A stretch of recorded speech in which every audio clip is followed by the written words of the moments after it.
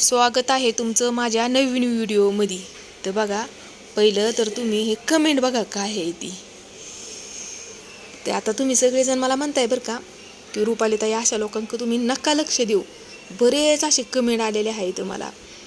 पण कुठंतरी मनाला ह्या गोष्टीचं वाईट वाटतं की बघा, देवाचा फोटो डीपी वरती ठेवला या आणि एवढं वाईट कमेंट करतो या। माणूस आहे का बाय आहे ते काय मला माहिती नाही, पण ह्या माणसाची मानसिकता किती खालच्या थराला गिरलेली आहे की बाबा आपण एवढं देव देव करतो या। आता डीपी ठेवला आहे त्याचा अर्थ असा पण आपण समजू शकतो की देवाचं थोडंफार नाद दिसतो या। मग आपण एवढं देव देव करतो या आणि लोकांना वाईट बोलतो या, तर त्याच्या पहिलं तुम्ही विचार चांगले ठेवा। देव आपोआप तुम्हाला माणसाच्या रूपामध्ये भेटतो या। अशा माणसाचं कसं आहे माहिती आहे का, मनात नाही भाव आणि देवा मला पाव।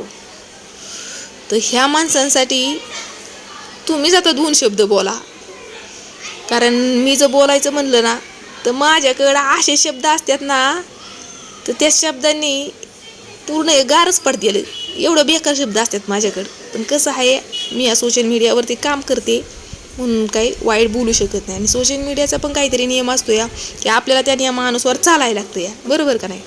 तर जाऊ द्या, तुम्ही सगळेजण मला म्हणत असताय रुपालीताई अशा लोकांचं लक्ष नका देऊ लक्ष नाही देतो मी पण लक्ष। हे कोण येतं आपली ज्यांनी आपल्याला कुठल्याही गोष्टीचं बंधन लावायला पाहिजे, ज्या लोकांनी ती लोक आपल्याला बंधन लावत नाहीत, त्यांनी आपल्याला असंच मोकळं सोडलेलं आहे। मोकळं ह्यासाठी सोडलेलं आहे की आपण पण तसं राहतोय ना, बरोबर का नाही।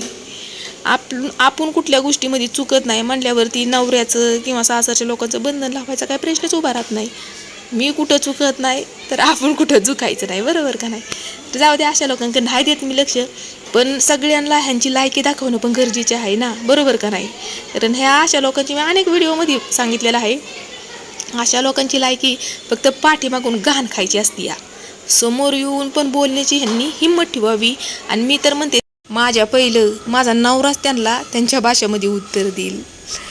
आणि अनेक व्हिडिओमध्ये म्हणजे इथून पाठीमागच्या व्हिडिओमध्ये पण मी तुम्हाला सांगितलेलं आहे की आमचं लव्ह मॅरेज लग्न झालेलं आहे। त्यावेळेला त्यांनी ना बघितलं माझं रूप आणि रंग, फक्त बघितलं ते माझं साधं बोळं मन, आणि त्यांना अजिबात ही माझी लाज वाटत नाही। लाज तर तुम्हाला वाटली पाहिजे की अशा कमेंट करायला, पण अशा लोकांना बोलूनही काही फायदा नसतो या। म्हणतात ना, कुत्र्याच्या शिपटीमध्ये आपण फुकणी जरी टाकली ना तरी त्याची शिपूट कशी असते या वाकडीच असते, तसं असतंय काहीतरी अशा लोकांचं। ही लोक आहे ना, कशी म्हणता येईल बघा, जळकुटी आणि विकृत कृत्याची लोक असतात अशी। ह्यांना निसता लोकाचा उठारेटा पुरलेला असतोय, बरं काय घेणं देणं आहे का, मी यांना ओळखते का हे मला ओळखतात, फक्त व्हिडिओद्वारे ही मला बघतात, तरी पण कमेंट बॉक्समध्ये येऊन वाईट फक्त बोलून जायचंच। बरं मी काय म्हणते, ह्यांना काय माझ्याकडून पैसे भेटतात का काय होतंय काय कळतच नाही मला, तर ह्यांचं गमनच कळा ना। हे अशी लोक आहे ना दुसऱ्यांसाठीच आहे ना निम्मा अर्धा आयुष्य त्यांचं वायाला घालवतात। तर काय बोलावं आता अशा लोकांना। कधी कधी मला तर हसायला पण येतं बरं का, हसाई ह्या गोष्टीचं येतं की बाबा ही ह्यांचा किती महत्त्वाचा आपला वेळ असतो या, आपल्यासाठी वेळ आपला घालवणं किती महत्त्वाचा असतो। माझ्यासाठी तर माझा एक क्षण इतका महत्त्वाचा आहे, आणि मी प्रत्येक क्षणाचं सोनं करते की आपण दर तरीवरती आहे तर आपण एक माणूस म्हणून कुणालाही वाईट बोललं नाही पाहिजे, कुणाचाही वाईट म्हणजे कुणाबद्दलही वाईट विचार नाही केला पाहिजे। तर ही विकृत बुद्धीची लोक का अशी असतात, तर थोडक्यात मी तुम्हाला सांगितलं, ह्यांना दुसऱ्यांचं चांगलं झालेलं अजिबात ही देखवत नाही।